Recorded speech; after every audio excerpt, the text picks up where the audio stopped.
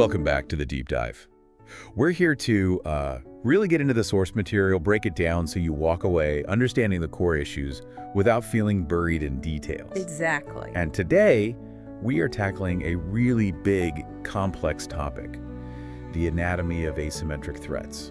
It's quite a journey we're taking. It really is. We're essentially tracing the whole arc of modern militancy. I mean, starting way back with the origins of al-Qaeda. Right, the architects. And bringing it right up to today, these digitally networked movements, domestic threats. It's a huge scope. Yeah, absolutely is. And our goal today really is synthesis. We want to connect the dots, from the very personal motivations of key leaders. Why? Yeah, the why behind the violence, all the way through to the massive intelligence failures, the policy shifts, the specific operations. There was a Bin Laden raid. And then land on what this threat landscape looks like now. Because it's changed dramatically. It certainly has. We'll look at groups like the Pakistani Taliban, how they've restructured, what's happening in Mozambique with ISCAP. And this concept of accelerationism, which is, well, it's a different beast altogether. Completely different. So the sources push us past just a simple timeline.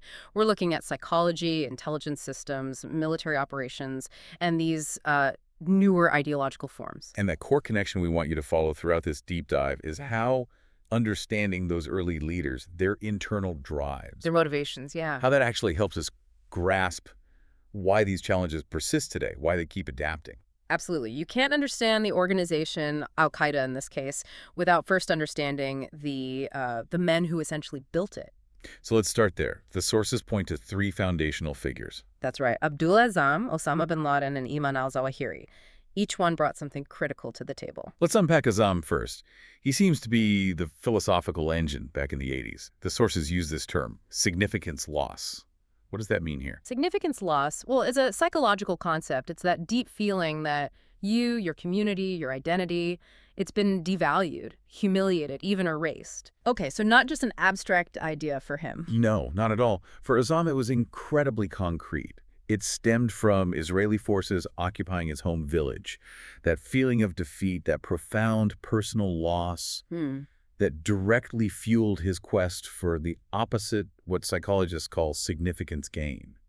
He needed to restore that dignity, that glory. And his path to that was fighting for Islam globally. Exactly. He took that personal wound and basically weaponized it, channeled it into this global call, go fight where Muslims are oppressed. He laid the groundwork philosophically and organizationally during the Soviet-Afghan War. So he provides the why and the blueprint. How does Bin Laden fit into that early structure? Bin Laden brings the resources, the money, and the global dissemination network. And the financial muscle. Absolutely.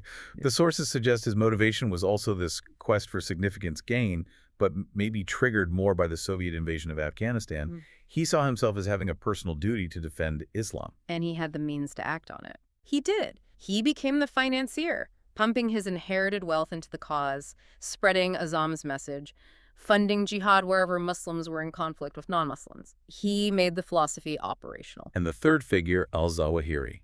He seems like the long-term operator. He really is. Zawahiri was involved in Islamist movement since he was a teenager, focused initially on overthrowing what he thought as corrupt local rulers, especially in Egypt. So more of a domestic focus at first? Initially, yes. He brought decades of practical experience, political savvy, even medical expertise. He became al-Qaeda's main spokesperson, its public face for a long time, and of course eventually took over after Bin Laden. So you have these three key elements. The philosopher driven by loss, the wealthy global financier, and the experienced domestic insurgent turned strategist. Put them together and you get the core DNA of al-Qaeda. The ideology, the funding, the operational know-how. Let's dive deeper into Bin Laden specifically.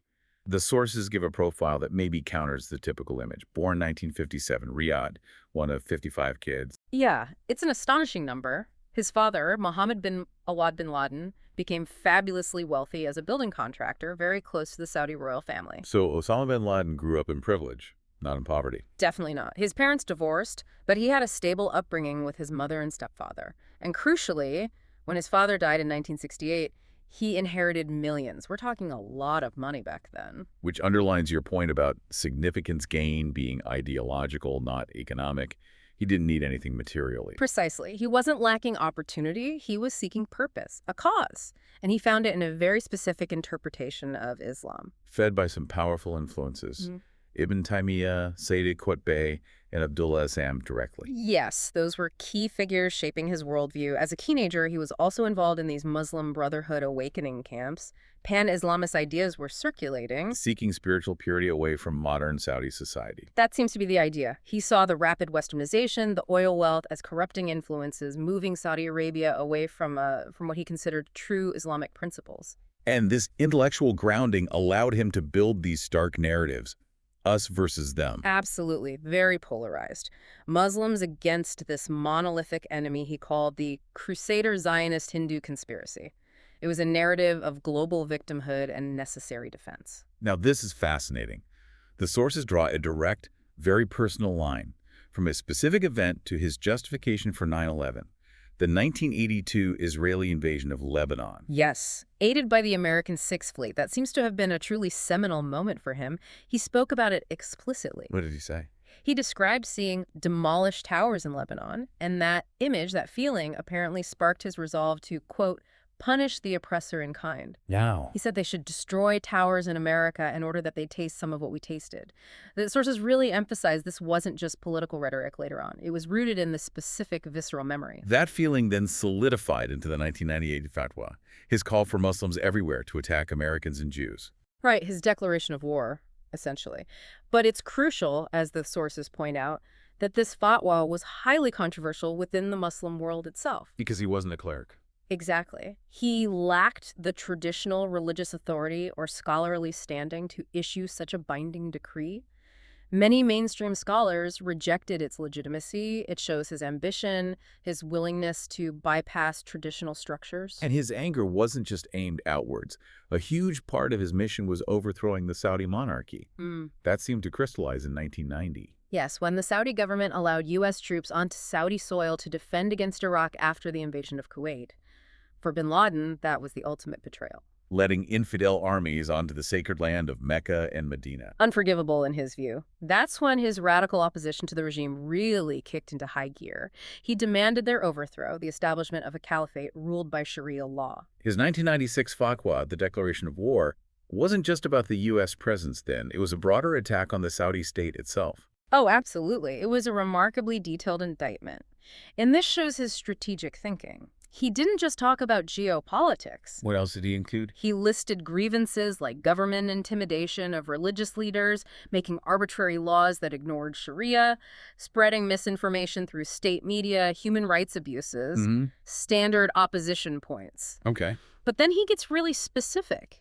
He talks about the kingdom's massive national debt, poor social services, even the failing water supply in certain cities. Wait, the water supply, how does that fit into a call for global jihad? That seems oddly specific. That's the clever part, isn't it? Yeah. By linking these huge perceived betrayals like U.S. troops on sacred soil with the everyday frustrations of the average Saudi citizen, like, high debt, lack of clean water. He makes the global personal. Exactly. He positions himself as a populist reformer, not just a distant ideologue. He's saying your economic struggles, your daily problems, they're part of this bigger fight against the corrupt regime and its Western backers.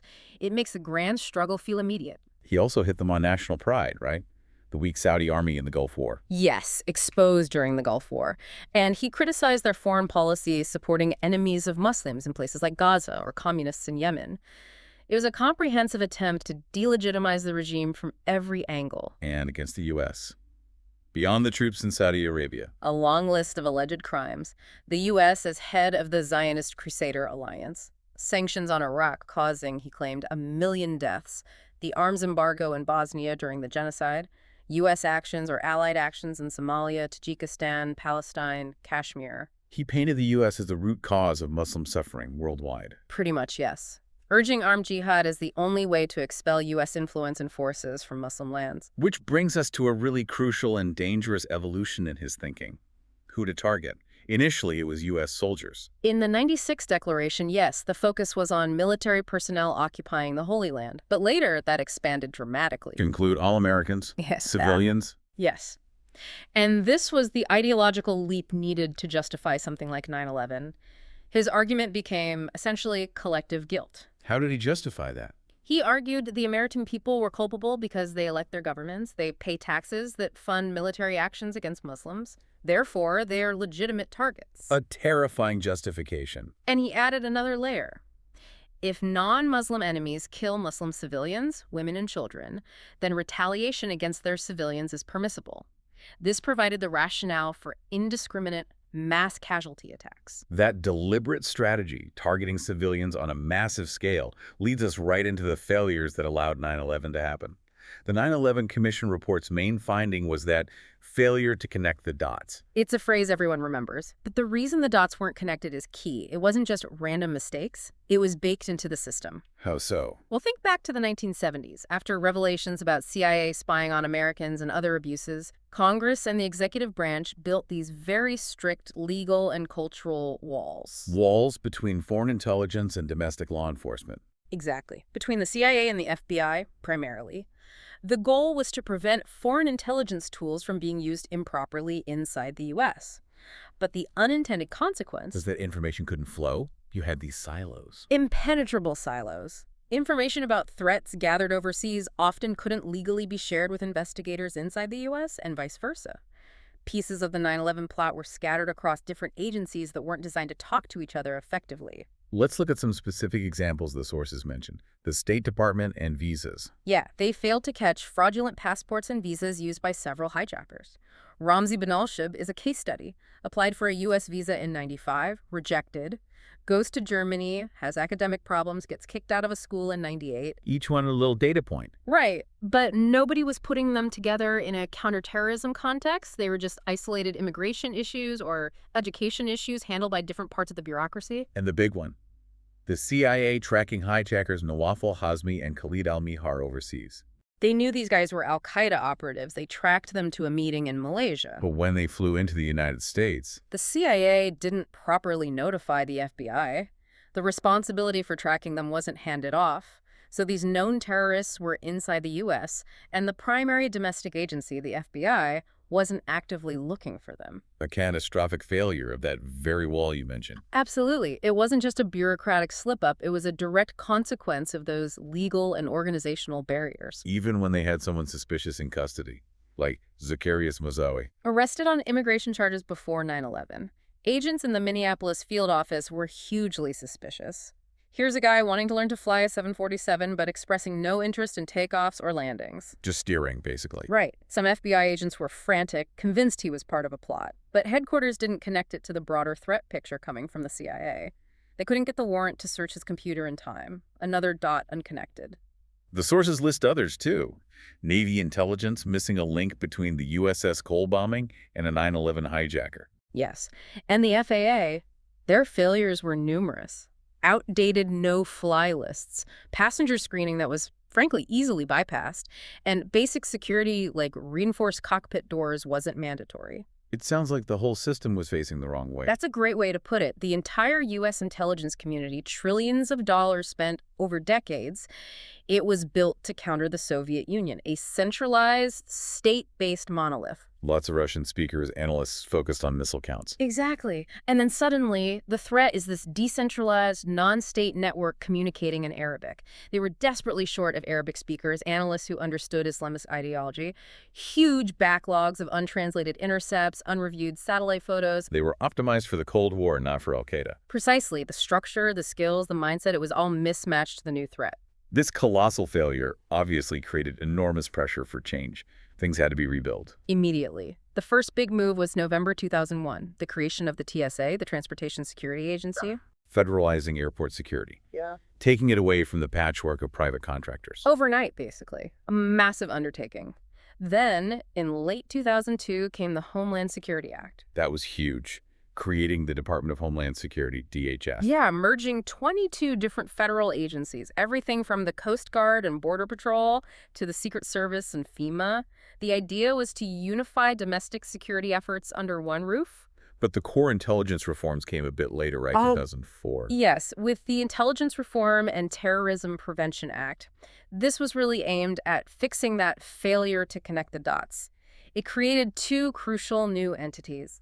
First, the Office of the Director of National Intelligence, the ODNI. What was the DNI's role meant to be, overseeing everyone? Essentially, yes, the 4 ODNI, the Director of Central Intelligence, who was also the head of the CIA, had nominal leadership, but didn't truly control the budgets or priorities of the other 15 agencies like the NSA, the DIA, the FBI's intelligence branch. So no single person was really in charge of the whole picture. Right. The DNI was created to be that person. Someone who could sit above all the agencies, integrate their intelligence, set unified priorities, manage the overall budget, and essentially force them to share information, to break down those silos. And the second entity created by that 2004 act. The National Counterterrorism Center, NCTC. Think of it as the central hub, the fusion center. Its job is specifically to analyze and integrate all threat information related to terrorism, foreign and domestic, and disseminate it across the government. So ODNI provides the top-level coordination, and CATC does the detailed analysis and integration. That's the idea. The goal was to fundamentally change the culture, to make sharing information the default, not the exception, to get everyone, from the local cop on the beat to the CIA spy overseas, working off the same basic intelligence picture, to build a network to fight a network. And that reform structure, that emphasis on integration, leads us directly to the planning and execution of Operation Neptune Spear, the raid that killed Bin Laden. A 10-year hunt that really found its turning point when the CIA tracked a courier back to that compound in Abbottabad, Pakistan. They first briefed President Obama on this potential lead in September 2010. And the operational side, Joint Special Operations Command, JSOC, wasn't brought in immediately. Not until December 2010, Admiral McRaven, the JSOC commander, was brought into the loop then. And from that point on, the security was incredibly tight. Extreme compartmentation, the sources call it, using this Big J list. Yeah, that's an old classification term, meaning only people explicitly listed have access. President Obama enforced it rigorously. Even the Secretary of Homeland Security, the FBI director, they weren't read in until very late in the process. The circle was kept incredibly small. And McRaven himself had to maintain cover. The sources mention his health. Right. He had chronic lymphocytic leukemia, which was known, so he used that as his cover story for frequent trips to D.C. for planning meetings. His own staff thought he was going to Bethesda for treatment. It shows the level of secrecy involved. Just staggering. What about the plan itself? McRaven briefed it in March 2011. The core plan was deliberately simple, drawing on McRaven's own writings about special operations. Fly specialized helicopters from Afghanistan low-level into Pakistan under the radar. Assault the compound. Secure bin Laden, dead or alive, get out. He apparently described it as nothing tactically challenging, which sounds bold, given where they were going. It does sound bold, but you have to understand the mindset. He was likely assessing the physical assault on the building itself, compared to, say, clearing a complex cave system or a heavily fortified bunker. Assaulting a large residential compound, while dangerous, might seem tactically straightforward to a SEAL commander. Okay, so the challenge wasn't the building, it was everything else. The flight, the location. Exactly. The immense political risk, the logistics of getting in and out of a nuclear-armed country undetected, the proximity to the Pakistani military academy, those were the huge challenges. His comment was probably aimed at reassuring the political leadership that the operators could handle the actual assault phase. And the confidence level wasn't exactly sky high. Intel probability of bin Laden being there was only 40 to 60%. That's right, a huge gamble. Imagine the fallout if they raided the place and he wasn't there. Or worse, if they got into a firefight with the Pakistani military? What were the big unknowns they worried about? Several critical ones. Was the building rigged with explosives? That was a major concern based on experiences in Iraq. Was bin Laden wearing a suicide vest? Would he fight back or try to flee through some kind of hidden tunnel or a bug-out route? They had to plan for all of it. And timing was tight. Lunar cycles for darkness. Yep, they needed a moonless night. And the heat. Abbottabad is at 4,000 feet. As spring turned to summer, the rising temperatures would affect the performance of the modified helicopters, especially carrying extra weight. Late May was seen as a hard deadline. President Obama makes the call on Friday, April 29, 2011, despite that uncertainty. A gutsy call. Think about it. 40–60% chance of success, huge risk of disaster, located just miles from Pakistan's equivalent of West Point, in a country with nuclear weapons. The pressure must have been immense. And McRaven showed his operational control by delaying it 24 hours. Yes, the initial plan was for Saturday night, but there was fog, maybe cloud cover, and concerns about the heat. He pushed it to Sunday, demonstrating that tactical mission timing rested with the commander on the ground, not the White House schedule. Once it launched, things happened fast. The code word Geronimo. That came about 15 minutes into the raid. It was the signal from the ground commander that they had eyes on the high-value target believed to be Bin Laden. But McRaven, in the command center, remained cautious. He'd seen false positives before. He needed confirmation. And they hit a snag almost immediately with one of the helicopters. Yeah, one of the stealth Blackhawks had an aerodynamic issue during the landing, maybe due to unexpected air currents in the confined space, and had a hard landing, damaging it beyond repair. It didn't crash violently, but it couldn't fly out. So they had to destroy it and pile everyone onto the remaining helicopters. That must have added time and stress. Absolutely. And during the time they were on the ground, gathering intelligence, dealing with the helicopter, locals started to notice the activity. The sources say Pakistanis approached the perimeter during a refueling stop. Well, during the time on the ground at the compound itself, the outer perimeter security team apparently told curious locals it was just an exercise. Amazingly, they managed to avoid any confrontation with Pakistani forces. Avoiding conflict with Pakistan was a top priority, right? Even though they had backup forces nearby. A paramount goal. They had a quick reaction force, heavily armed, nearby in Afghanistan, ready to fly in if the SEALs got into trouble. But the hope was absolutely to get in and out clean without engaging the Pakistani military, and they did. The legacy McRaven emphasized was clear: justice and a message. Exactly. Justice for the nearly 3,000 victims of 9/11. And a clear message to any group targeting America. We don't care how long it takes, we will find you. And the process itself, despite the options debated bombing versus raid versus involving Pakistan, was seen as effective. Sources praised the collegiality. Intense debates, yes, but focused on managing the immense risks. And it was a powerful validation of that post-9/11 interagency cooperation, especially between the CIA finding the target and JSOC executing the mission. That synergy was exactly what the reforms were meant to achieve. Okay, so that represents a successful adaptation to the al-Qaeda threat. But the threat landscape hasn't stood still. Let's shift to the TTP, the Pakistani Taliban. They seemed almost finished a few years ago. They really did. After 2014, they were hit hard. U.S. drone strikes were relentless. Pakistan launched a massive military offensive, Zarbi-Azbi. The group fragmented internally. And public opinion turned against them. Hugely, especially after the horrific attack on the Army Public School in Peshawar in 2014, killing over 130 children. It caused widespread revulsion. Even the Afghan Taliban and al-Qaeda leaders condemned that specific attack. It was seen as counterproductive brutality. Yet, the sources say they're making a comeback under Nur Wali Massoud, who took over in 2018. What's his strategy? Rebuilding, basically. But with a key difference: discipline. Massoud seems to understand that indiscriminate violence alienates potential supporters. So, trying to be more strategic in their targeting. Yes. They issued a new code of conduct in 2018, and the data seems to show a subsequent drop in attacks explicitly targeting civilians and fewer civilian deaths in their attacks overall. They're trying to appear more like a legitimate insurgency, less like just brutal terrorists. And they've managed to consolidate, merge with other groups. Significantly, between July and November 2020, about 8 different jihadi factions pledged allegiance to TTP.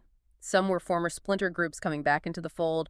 Others were al-Qaeda affiliates. That's interesting. Al-Qaeda reportedly helped mediate this. That's what the sources suggest. It indicates al-Qaeda Central still has influence, acting as a kind of umpire or broker in the broader jihadi movement, even after bin Laden. And TTP is trying to broaden its appeal, linking up with ethnic grievances. Yes, specifically trying to co-opt the frustrations of Pashtun and Baluchi groups who feel marginalized by the Pakistani state. Again, it's that strategy of linking the broader jihad to local, tangible issues. Makes them seem relevant to people's lives. Which means they might shift focus. More urban attacks. That's the concern. These merged factions often had strong networks in cities like Quetta, Karachi, even in Punjab.